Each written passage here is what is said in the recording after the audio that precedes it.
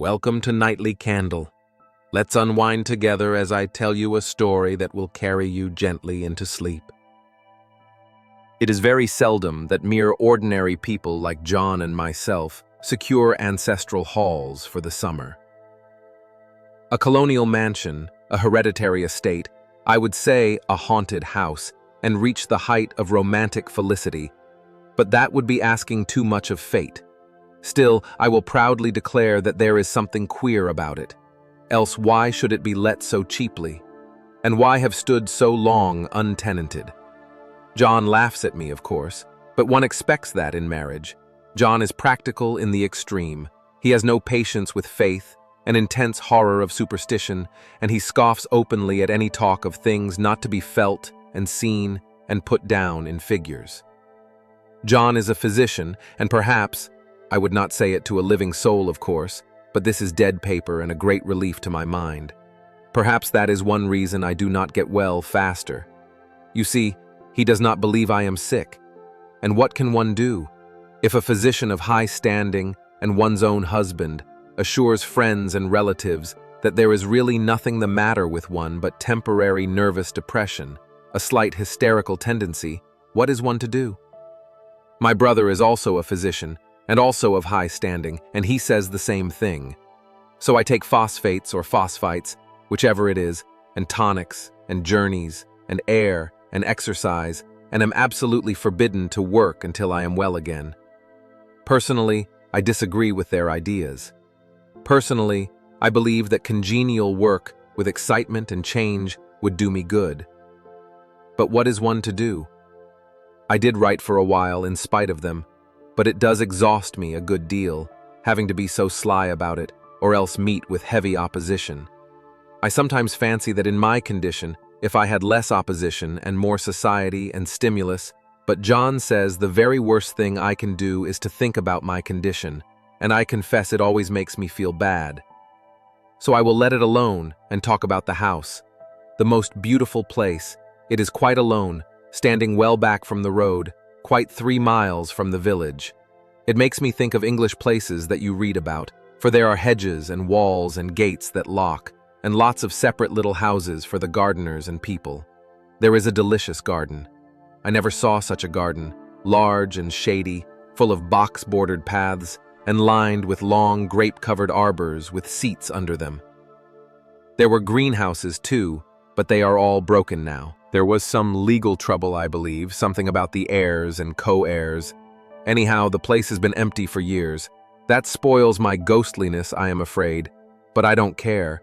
There is something strange about the house. I can feel it. I even said so to John one moonlight evening, but he said what I felt was a draft and shut the window. I get unreasonably angry with John sometimes. I'm sure I never used to be so sensitive. I think it is due to this nervous condition. But John says if I feel so, I shall neglect proper self-control. So I take pains to control myself, before him at least, and that makes me very tired. I don't like our room a bit. I wanted one downstairs that opened on the piazza and had roses all over the window and such pretty old-fashioned chintz hangings. But John would not hear of it. He said there was only one window and not room for 2 beds, and no near room for him if he took another. He is very careful and loving, and hardly lets me stir without special direction. I have a schedule prescription for each hour in the day. He takes all care from me, and so I feel basely ungrateful not to value it more. He said we came here solely on my account, that I was to have perfect rest and all the air I could get. Your exercise depends on your strength, my dear, said he, and your food somewhat on your appetite, but air you can absorb all the time. So we took the nursery at the top of the house. It is a big, airy room, the whole floor nearly, with windows that look all ways, and air and sunshine galore. It was nursery first, and then playground and gymnasium, I should judge. For the windows are barred for little children, and there are rings and things in the walls. The paint and paper look as if a boys' school had used it.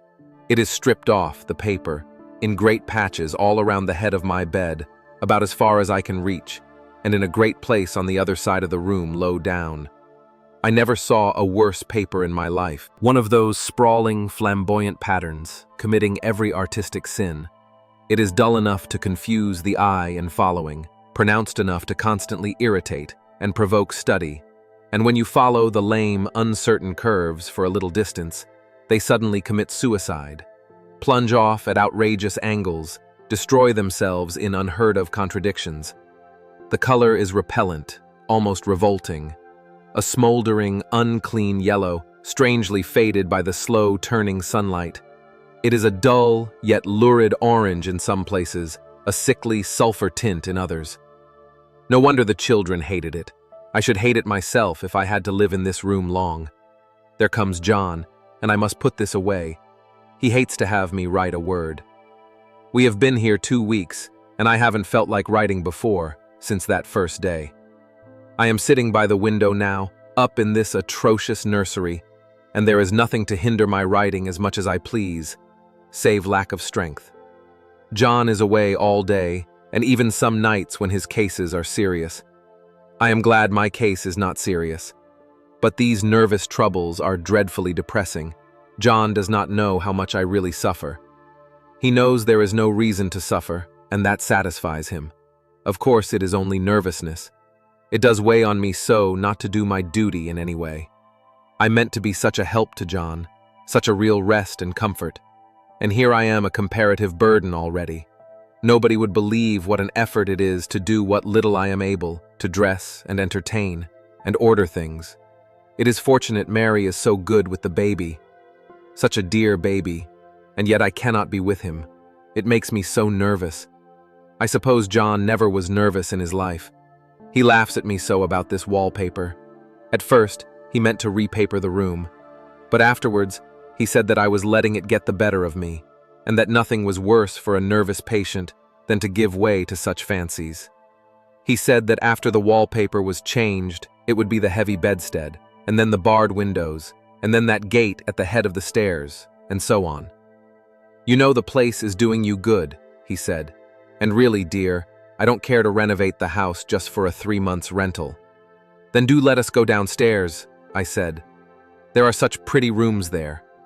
Then he took me in his arms and called me a blessed little goose and said he would go down cellar if I wished and have it whitewashed into the bargain.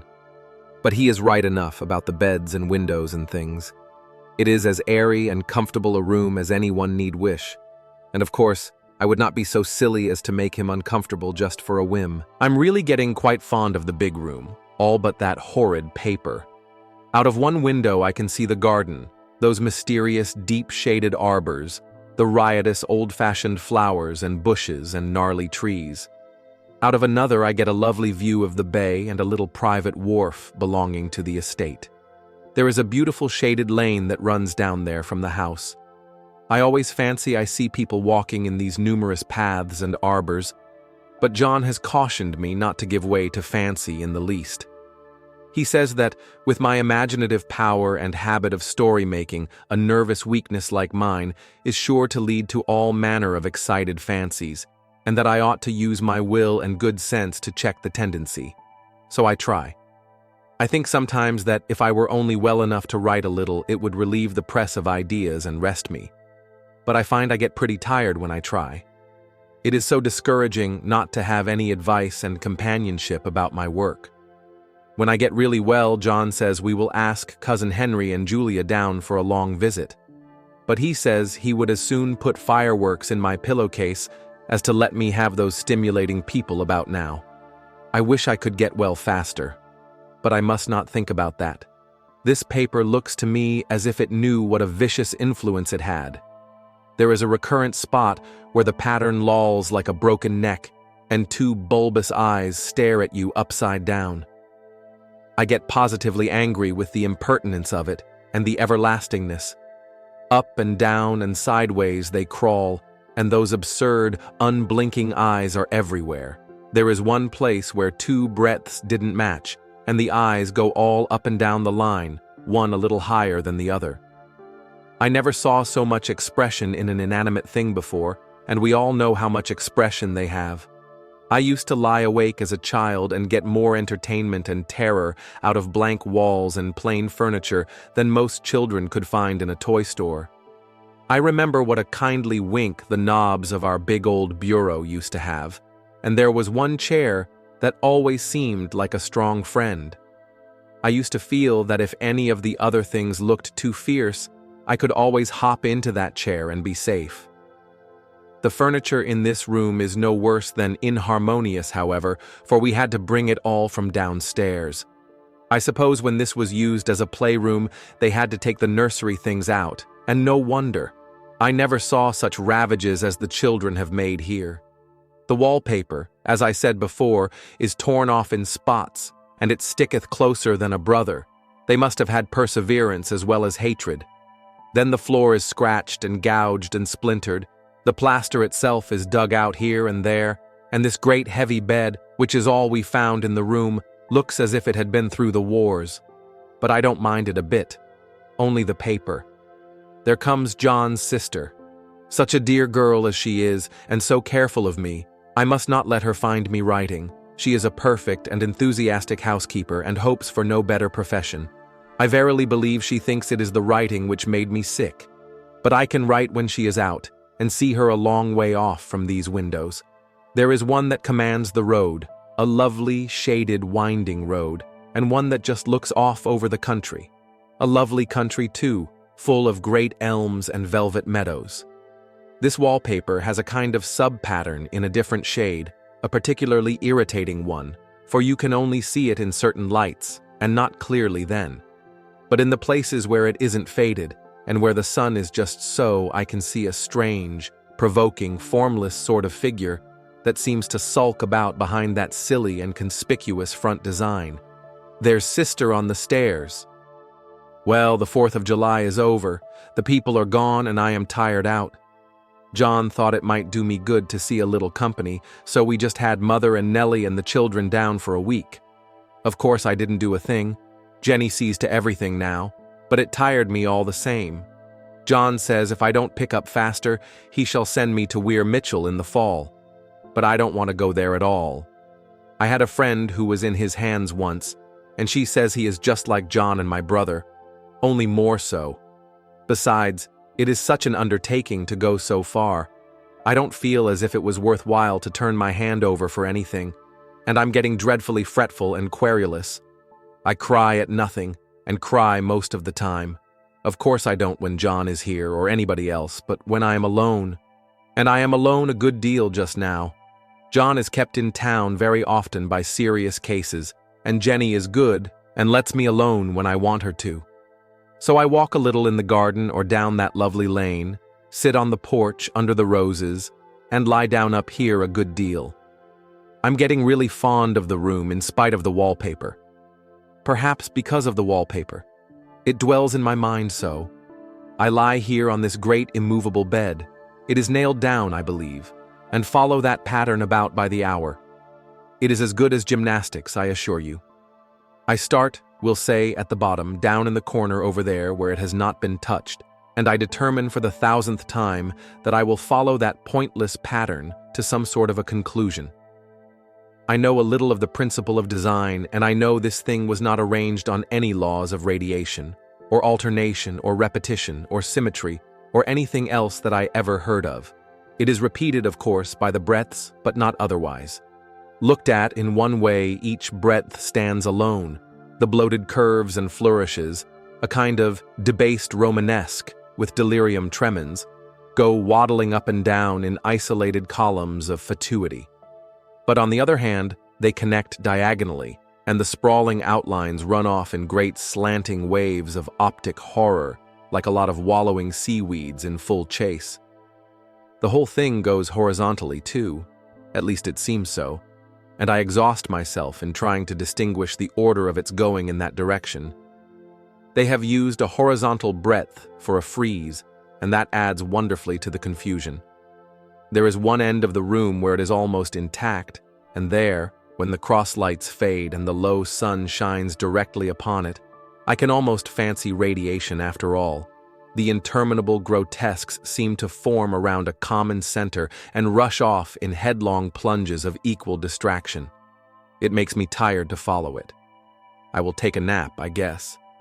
I don't know why I should write this. I don't want to. I don't feel able. And I know John would think it absurd.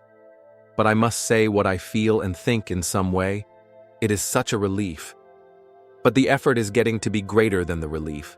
Half the time now I am awfully lazy and lie down ever so much. John says I mustn't lose my strength and has me take cod liver oil and lots of tonics and things, to say nothing of ale and wine and rare meat. Dear John, he loves me very dearly and hates to have me sick. I tried to have a real earnest reasonable talk with him the other day and tell him how I wish he would let me go and make a visit to Cousin Henry and Julia. But he said I wasn't able to go, nor able to stand it after I got there, and I did not make out a very good case for myself, for I was crying before I had finished. It is getting to be a great effort for me to think straight. Just this nervous weakness, I suppose. And dear John gathered me up in his arms and just carried me upstairs and laid me on the bed and sat by me and read to me till it tired my head. He said I was his darling and his comfort and all he had, and that I must take care of myself for his sake and keep well. He says no one but myself can help me out of it, that I must use my will and self-control and not let any silly fancies run away with me. There's one comfort. The baby is well and happy, and does not have to occupy this nursery with the horrid wallpaper. If we had not used it, that blessed child would have. What a fortunate escape. Why, I wouldn't have a child of mine, an impressionable little thing, live in such a room for worlds. I never thought of it before, but it is lucky that John kept me here after all. I can stand it so much easier than a baby, you see. Of course, I never mention it to them anymore. I am too wise. But I keep watch of it all the same. There are things in that paper that nobody knows but me or ever will. Behind that outside pattern, the dim shapes get clearer every day. It is always the same shape, only very numerous. And it is like a woman stooping down and creeping about behind that pattern. I don't like it a bit. I begin to think, I wish John would take me away from here. It is so hard to talk with John about my case, because he is so wise, and because he loves me so. But I tried it last night. It was moonlight. The moon shines in all around, just as the sun does. I hate to see it sometimes. It creeps so slowly, and always comes in by one window or another. John was asleep, and I hated to waken him. So I kept still and watched the moonlight on that undulating wallpaper till I felt creepy. The faint figure behind seemed to shake the pattern, just as if she wanted to get out. I got up softly and went to feel and see if the paper did move, and when I came back, John was awake. "What is it, little girl?" he said. "Don't go walking about like that. You'll get cold." I thought it was a good time to talk, so I told him that I really was not gaining here, and that I wished he would take me away. "Why, darling," said he, "our lease will be up in 3 weeks, and I can't see how to leave before. The repairs are not done at home, and I cannot possibly leave town just now. Of course, if you were in any danger, I could and would, but you really are better, dear, whether you can see it or not.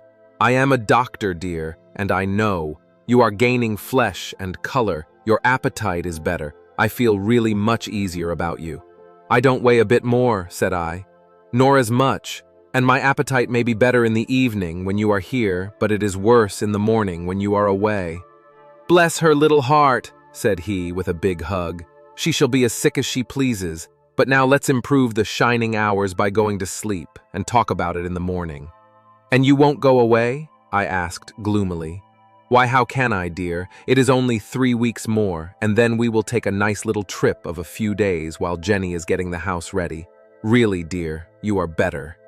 "Better in body, perhaps," I began and stopped short, for he sat up straight and looked at me with such a stern, reproachful look that I could not say another word. "My darling," said he, "I beg of you, for my sake, and for our child's sake, as well as for your own, that you will never for one instant let that idea enter your mind. There is nothing so dangerous, so fascinating, to a temperament like yours. It is a false and foolish fancy. Can you not trust me as a physician when I tell you so?" So of course I said no more on that score, and we went to sleep before long. He thought I was asleep first, but I wasn't. I lay there for hours trying to decide whether that front pattern and the back pattern really did move together or separately. On a pattern like this, by daylight, there is a lack of sequence, a defiance of law, that is a constant irritant to a normal mind. The color is hideous enough, and unreliable enough, and infuriating enough, but the pattern is torturing. You think you have mastered it, but just as you get well underway in following, it turns a back somersault and there you are. It slaps you in the face, knocks you down, and tramples upon you. It is like a bad dream. The outside pattern is a florid arabesque, reminding one of a fungus. If you can imagine a toadstool in joints, an interminable string of toadstools, budding and sprouting in endless convolutions, why, that is something like it. That is, sometimes. There is one marked peculiarity about this paper, a thing nobody seems to notice but myself, and that is that it changes as the light changes. When the sun shoots in through the east window, I always watch for that first, long, straight ray. It changes so quickly that I never can quite believe it. That is why I watch it always. By moonlight, the moon shines in all night when there is a moon. I wouldn't know it was the same paper. At night, in any kind of light, in twilight, candlelight, lamplight, and worst of all by moonlight, it becomes bars. The outside pattern, I mean, and the woman behind it is as plain as can be. I didn't realize for a long time what the thing was that showed behind, that dim sub-pattern, but now I am quite sure it is a woman. By daylight she is subdued, quiet. I fancy it is the pattern that keeps her so still. It is so puzzling. It keeps me quiet by the hour. I lie down ever so much now. John says it is good for me, and to sleep all I can. Indeed, he started the habit by making me lie down for an hour after each meal.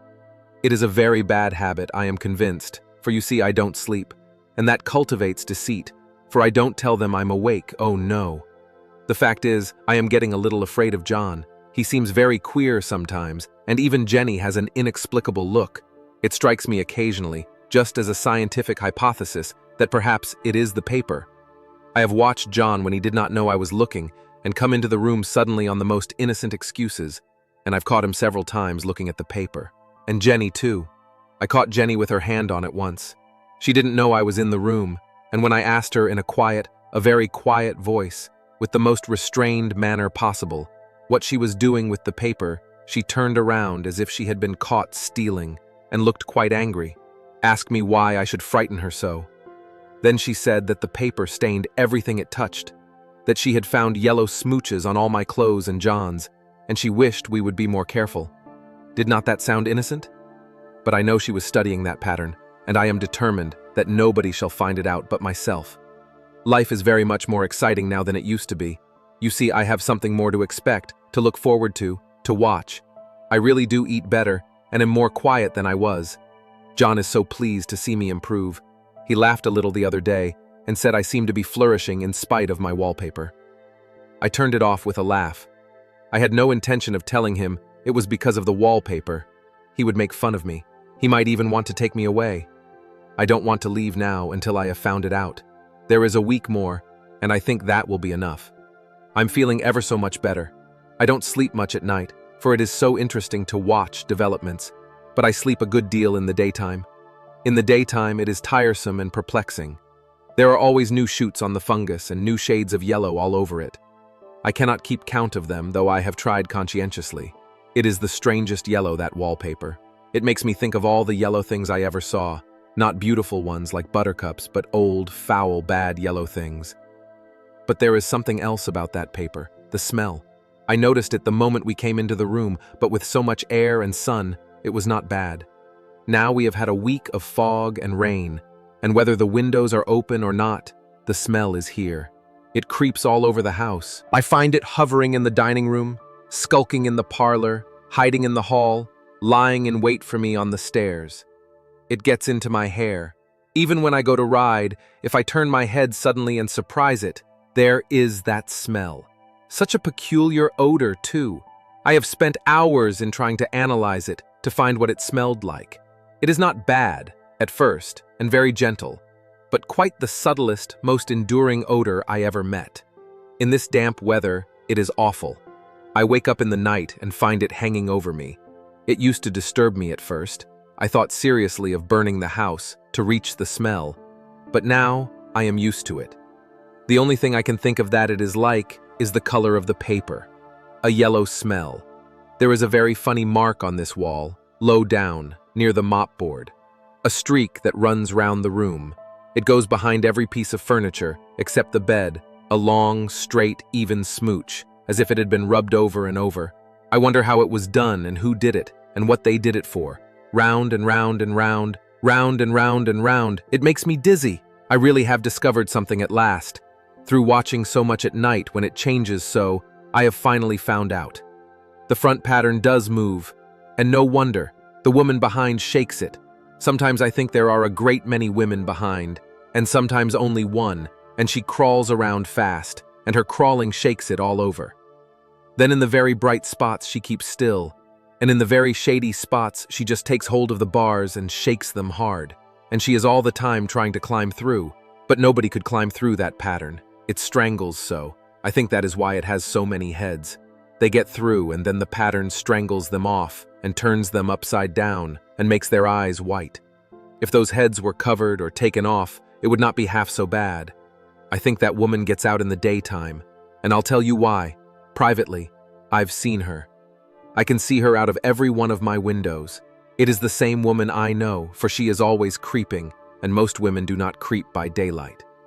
I see her on that long, shaded lane, creeping up and down. I see her in those dark grape arbors, creeping all around the garden. I see her on that long road under the trees, creeping along, and when a carriage comes, she hides under the blackberry vines. I don't blame her a bit. It must be very humiliating to be caught creeping by daylight. I always lock the door when I creep by daylight. I can't do it at night, for I know John would suspect something at once, and John is so queer now that I don't want to irritate him. I wish he would take another room. Besides, I don't want anybody to get that woman out at night but myself. I often wonder if I could see her out of all the windows at once, but turn as fast as I can only see out of one at one time. And though I always see her, she may be able to creep faster than I can turn. I have watched her sometimes away off in the open country, creeping as fast as a cloud shadow in a high wind. If only that top pattern could be gotten off from the under one. I mean to try it, little by little. I have found out another funny thing, but I shan't tell it this time.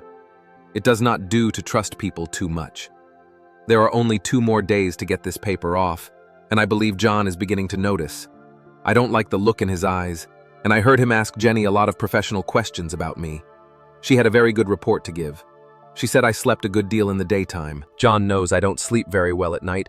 For all I'm so quiet, he asked me all sorts of questions too, and pretended to be very loving and kind, as if I couldn't see through him. Still, I don't wonder he acts so, sleeping under this paper for 3 months.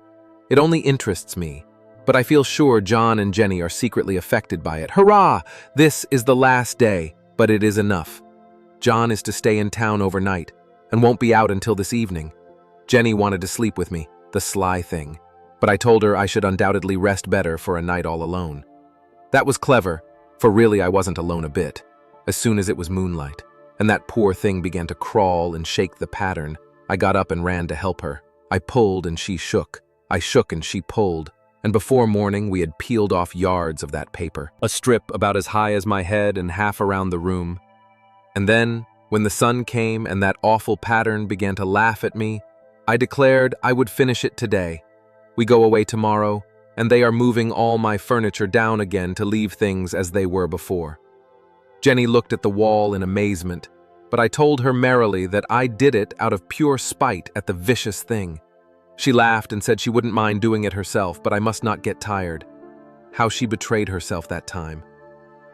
But I am here, and no person touches this paper but me, not alive. She tried to get me out of the room. It was too patent. But I said it was so quiet and empty and clean now that I believed I would lie down again and sleep all I could, and not to wake me even for dinner. I would call when I woke. So now she is gone, and the servants are gone, and the things are gone, and there is nothing left but that great bedstead nailed down, with the canvas mattress we found on it. We shall sleep downstairs tonight, and take the boat home tomorrow. I quite enjoy the room, now it is bare again. How those children did tear about here. This bedstead is fairly gnawed, but I must get to work. I have locked the door and thrown the key down into the front path. I don't want to go out, and I don't want to have anybody come in till John comes. I want to astonish him. I've got a rope up here that even Jenny did not find. If that woman does get out and tries to get away, I can tie her. But I forgot. I could not reach far without anything to stand on. This bed will not move. I tried to lift and push it until I was lame, and then I got so angry, I bit off a little piece at one corner, but it hurt my teeth. Then I peeled off all the paper I could reach standing on the floor. It sticks horribly, and the pattern just enjoys it. All those strangled heads and bulbous eyes and waddling fungus growths just shriek with derision. I'm getting angry enough to do something desperate. To jump out of the window would be admirable exercise, but the bars are too strong even to try. Besides, I wouldn't do it. Of course not. I know well enough that a step like that is improper and might be misconstrued. I don't like to look out of the windows even. There are so many of those creeping women, and they creep so fast. I wonder if they all come out of that wallpaper as I did.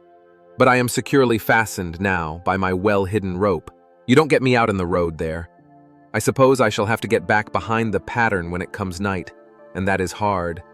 It is so pleasant to be out in this great room and creep around as I please. I don't want to go outside. I won't, even if Jenny asks me to. For outside you have to creep on the ground, and everything is green instead of yellow. But here I can creep smoothly on the floor, and my shoulder just fits in that long smooch around the wall, so I cannot lose my way. Why, there's John at the door.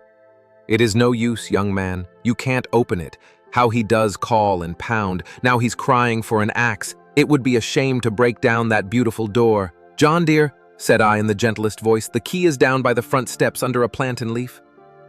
That silenced him for a few moments, then he said very quietly indeed, open the door, my darling. I can't, said I. The key is down by the front door under a plantain leaf, and then I said it again several times very gently and slowly, and said it so often that he had to go and see, and he got it, of course, and came in. He stopped short by the door. What is the matter? He cried. For God's sake, what are you doing? I kept on creeping just the same, but I looked at him over my shoulder. I've got out at last, said I, in spite of you and Jenny, and I've pulled off most of the paper, so you can't put me back. Now why should that man have fainted? But he did, and right across my path by the wall, so that I had to creep over him every time. Good night, buddy, and subscribe the channel for more stories. Good night, buddy, and subscribe the channel for more stories.